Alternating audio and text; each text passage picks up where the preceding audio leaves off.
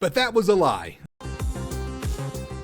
Everything's all cut out. It's the moment of truth. It's time for the dry fit. Okay, I'm really happy right now because this is my dry fit and it fits. The trim ring's gonna go there and everything fits nice and snug into those dados. Here is the inner trim piece and here is my K insert. Look at that. That should look really good. I'm really happy with that. But that was a lie. That was called selective editing. Let me be real with you and tell you what actually happened. I've encountered another problem. This is 3/4 inch material here, and this is a 3/4 inch groove. Remember earlier in the video when I said that I oversized my dados for that inside curve by about 1/16 of an inch? There's no way I could have known that I needed to do that ahead of time. Well, this ought to fit in just perfectly, right? It doesn't. What's going on here?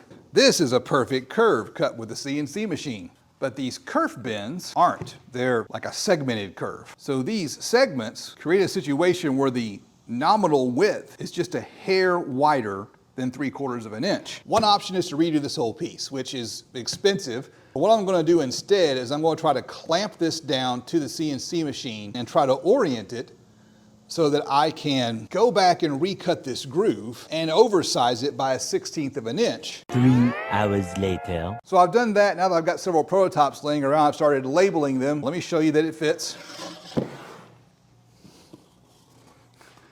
So in it goes, bam, perfect. Now what you're gonna notice is another problem right here.